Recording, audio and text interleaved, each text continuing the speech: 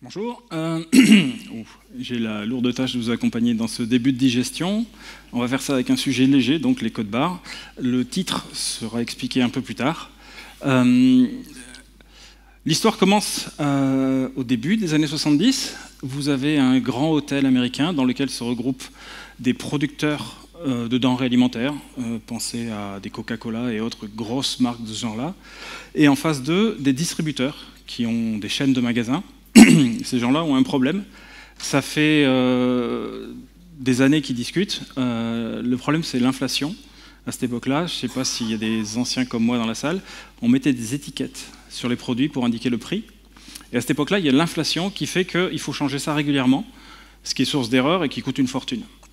Donc ils veulent arriver à un système qui va leur permettre d'identifier les produits afin de pouvoir, une fois le produit identifié, lui associer un prix qui pourra évoluer.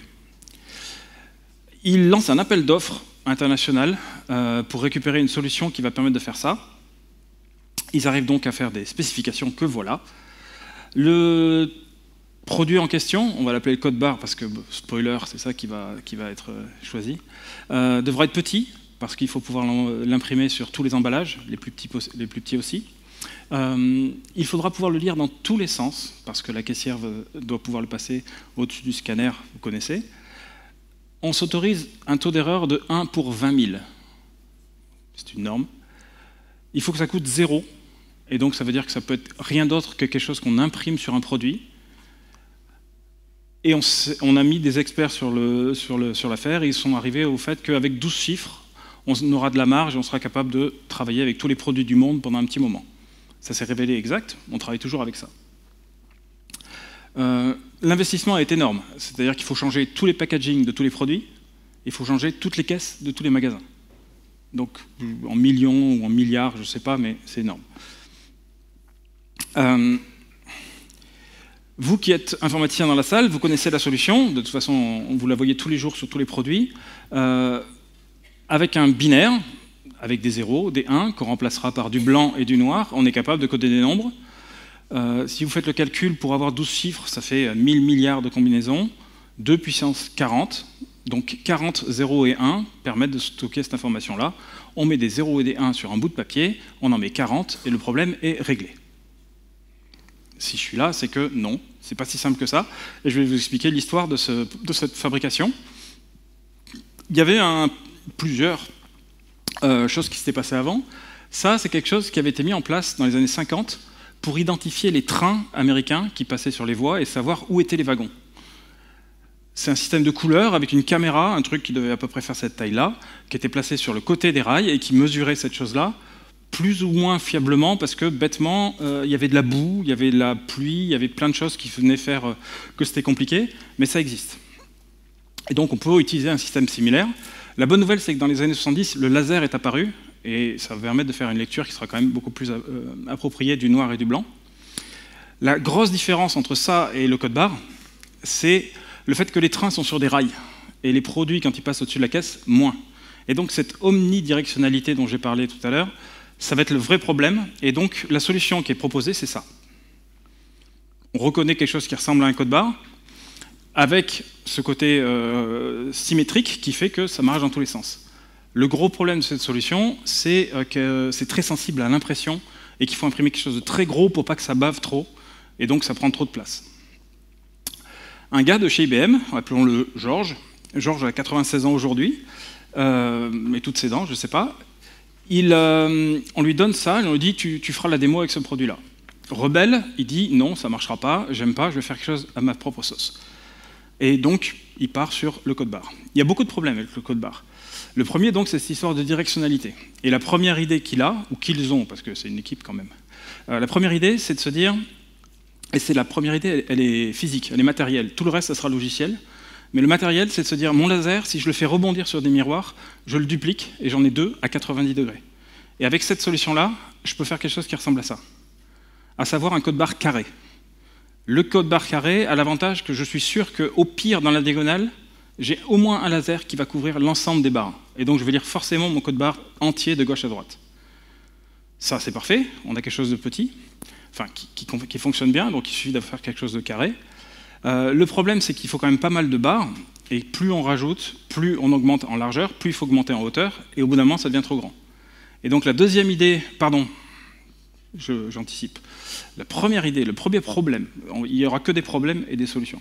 Le premier problème avec cette chose-là, c'est que si votre code barre commence par du blanc et se finit par du blanc, il n'y a rien qui distingue le début en blanc du blanc qui est autour. Vous n'êtes pas capable de savoir où il se trouve. Et donc la première solution, c'est de rajouter au début et à la fin un symbole spécifique, on aurait choisi blanc, noir, noir, blanc, noir, qui va indiquer le début et la fin et qui va en plus permettre d'étalonner votre laser pour savoir qu'est-ce que c'est que 1, qu'est-ce que c'est qu'une unité, qu'est-ce que c'est qu'une largeur, et du coup d'étalonner pour la lecture qui suit. Donc le deuxième problème, c'est la largeur. La largeur qui ne peut pas grandir autant qu'on voudrait, sinon on a trop de surface. Et donc la solution à laquelle ils arrivent, c'est de mettre deux carrés, l'un à côté de l'autre, et de faire une lecture en deux fois. Encore une fois, pour retomber sur leurs pattes, au cours de la lecture, ils rajoutent cette bande au milieu, là, qui va leur permettre de savoir où ils en sont et de repérer cette zone-là. Question, comment placer 12 chiffres, puisque c'est ça qu'il faut faire, sur deux carrés? La réponse, 6 à gauche, 6 à droite. On fait ça comme ça, et on se donne 7 bandes, j'appelle ça bande, le terme technique c'est module. Donc un module, c'est quelque chose qui va être imprimé soit en noir, soit en blanc. Donc 7 modules pour chacun de ces chiffres-là. Faites le calcul, 7 fois 12, plus les marges sur les côtés et la marge au milieu, vous arrivez à une largeur de 95 dans tous les cas. Alléluia, tout est réglé, tout va bien. Un peu de combinatoire, on a 7 modules pour chacun des chiffres, 2 puissance 7, 128 possibilités. Chaque chiffre va être codé parmi 128 possibilités. On n'en a besoin que de 10, tranquille. Tranquille plus ou moins. Vous connaissez tous la différence entre la théorie et la pratique. En théorie, il n'y en a pas. En pratique, c'est ça qu'on va regarder. Des code barres déformés sur des plastiques avec des reflets, etc. Si on utilise la méthode comme je l'ai décrite naïvement jusqu'à maintenant, on va avoir des erreurs de lecture en pagaille. Il faut robustifier le système. Première façon pour robustifier le système, c'est d'utiliser ce qu'on appelle la parité. La parité, c'est quoi? C'est dans un chiffre donné, donc sur 7 modules, je vais compter le nombre de 0 et de 1, de blanc et de noir, et je vais imposer que ce nombre doit être, par exemple, un nombre pair de traits noirs. Pourquoi pas? C'est arbitraire.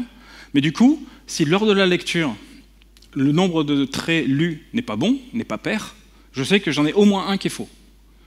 Ça me permet de repérer les erreurs si je me trompe de un cran. Évidemment, s'il y en a 2 qui disparaissent, ça ne marche pas aussi bien. D'accord? Mais au moins, je repère les erreurs simples sur un cran. Et donc, ça me permet, avec ce bit-là, de venir contrôler la chose. Et quand on impose la parité, on a quelque part perdu un des modules qui va être fixé, et du coup, on a divisé par 2 le nombre de possibilités, il en reste 64.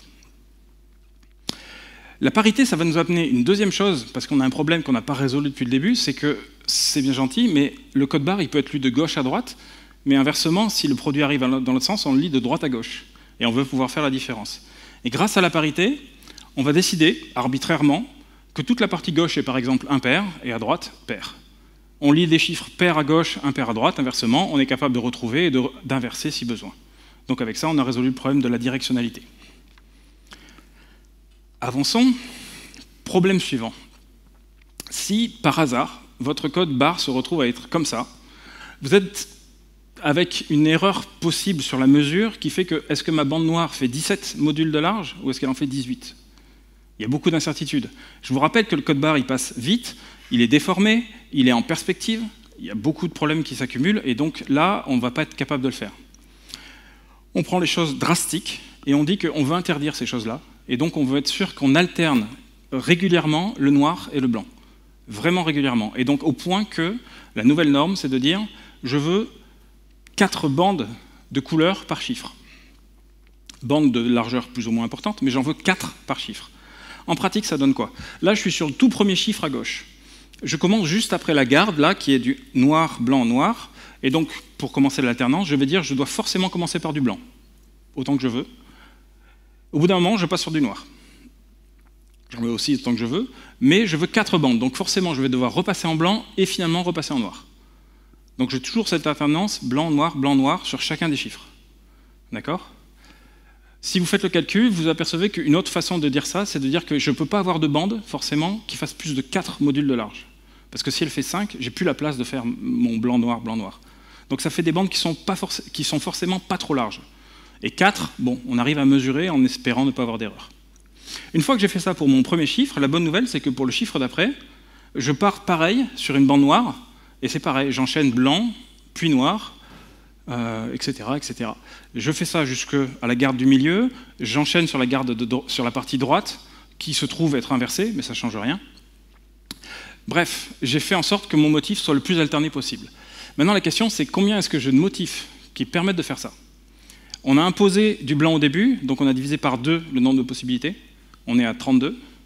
On a imposé du noir à la fin, pareil, divisé par 2, on arrive à 16. Et en plus, on a imposé qu'il doit y avoir une alternance blanc-noir, blanc-noir. Faites le calcul, regardez, et calculez le nombre de combinaisons qui restent. Et quand les gars ont fait ça, ils sont arrivés à 10. Yes, n'est-ce pas? Ça doit être un certain soulagement quand on est ingénieur de se dire qu'il fallait 10 possibilités, il en reste 10 qui satisfont tous ces critères-là. C'est un peu romancé, c'est peut-être pas comme ça que c'est arrivé, mais n'empêche que ça doit faire plaisir quand on fait les probas de se dire quand même ça marche bien. Donc avec ça, on a quelque chose qui est beaucoup plus robuste parce qu'on a mis de la parité, on a mis des alternances noir-blanc, on peut vérifier que tout ça est en place, et dès que la lecture ne satisfait pas ces règles-là, on sait qu'on a une erreur. Au pire, on relit, au pire, on demande à la caissière de taper les chiffres. C'est l'heure de la démo. Ils font ça à l'américaine. Scanner placé au milieu de la pièce, lanceur de baseball avec une balle avec un code barre dessus, je lance à travers la pièce, je lis le code barre. Le taux d'erreur de 1 sur 20 000, qui était demandé au début, passe à 1 sur 200 000, grâce à tout ce qui est en place jusque-là. J'ai envie de dire, bien joué. C'est évidemment, il n'y a pas de spoiler, c'est ce système-là qui a été choisi, il est robuste, il marche, il fait tout ce qu'on voulait. Et donc, date historique, le 26 juin 1974, je ne demande pas qui était né, parce que... Non, je ne demande pas. Le 26 juin 1974, ce premier produit est scanné dans un magasin. Il a été choisi exprès parce qu'il est tout petit, et que du coup, il fallait montrer qu'on était capable d'imprimer quelque chose d'aussi petit, d'imprimer sur quelque chose d'aussi petit, sans nuire au packaging. Là, l'histoire pourrait se terminer. En pratique, arrive le problème du poulet doré, pas celui-là, celui-là. C'est-à-dire que vous avez un produit qui sort de la caisse, mais qui est un poulet et qui vaut 200 €, parce qu'il y a une erreur dans le code barre. Le code barre a été lu, mais mal. On a réussi quand même à passer toutes les sécurités. Qu'est-ce qu'on fait? Dans ces cas-là, ce qu'on fait, c'est qu'on rajoute encore de l'information pour avoir encore de la redondance et être capable de repérer les erreurs. On va faire la somme de tous les chiffres. On va rajouter un 13e chiffre au 12. On va faire la somme de ces 13 et on va dire que la somme de ces 13 doit être, par exemple, un multiple de 10. Ça veut dire quoi? Ça veut dire que s'il y en a un qui est mal lu, eh bien la somme, du coup, augmente ou diminue, mais on le sait tout de suite. Et on sait que le code barre a été mal lu. En fait, on ne fait pas tout à fait ça. On fait la somme des impairs et la somme des pairs, parce que ça permet de repérer, en plus de ce que j'ai dit, le cas où il y a des inversions, avec ce facteur 3 là-bas. Exercice, si vous êtes vraiment en forme cet après-midi, vous pouvez regarder, il y a 89% des inversions de chiffres qui sont repérées grâce à ça. L'inversion, c'est dans le cas où c'est la caissière qui tape, d'accord? C'est parce qu'évidemment, à l'impression, on ne va pas faire l'erreur, ou quoique. Donc, il n'y a plus qu'à tout réimprimer et à tout revendre des nouveaux scanners pour mettre ce 13e chiffre. Non. Et donc, comment on fait? Eh ben, c'est là que l'ingénieur, le logiciel fait quand même son effet. Je vous ai montré ça tout à l'heure en vous disant qu'il y a des impairs et des pairs. J'en ai mis 6 de chaque côté, il n'y a rien qui m'oblige. Un seul, mettons le premier à gauche et le dernier à droite, ça suffit à me donner l'information. Donc il me reste 10 parités au milieu que je peux changer. Et je fais ça. J'utilise les parités du milieu pour faire des choses qui ressemblent à ça. D'accord? Et du coup, coder de l'information là-dedans, c'est du binaire. J'ai 10 bits que je peux mettre à 0 ou à 1, pair ou impair. Et donc avec ça, je peux coder mon 13e chiffre. En pratique, j'en ai 10. 10, c'est 10 puissance 3. Pardon, j'ai 10 bits, donc j'ai 1000 possibilités, donc j'ai 3 chiffres que je peux rajouter. On en a choisi un. Sachez que dans les codes barres actuels, si jamais on vous donne la spécification et qu'on vous demande de le faire parce qu'on n'a plus assez de chiffres, il y a 2 chiffres en RAB. Je dis ça. Résultat. Résultat, aujourd'hui, il y en a partout, vous en voyez tous les jours, vous ne les voyez plus. Sans les codes barres, imaginez une société dans laquelle il n'y aurait pas de grands magasins, il n'y aurait pas d'entrepôts, il n'y aurait pas la consommation de masse qu'on connaît aujourd'hui, ou en tout cas pas sous cette forme-là, il n'y aurait pas Amazon, il n'y aurait pas la délocalisation en Chine. C'est un symbole de la société de consommation, et donc, enfin, ce que j'aimerais à vous, informaticiens, donner comme message, c'est on a beau manipuler des 0 et des 1, à la fin, on change le monde. Merci.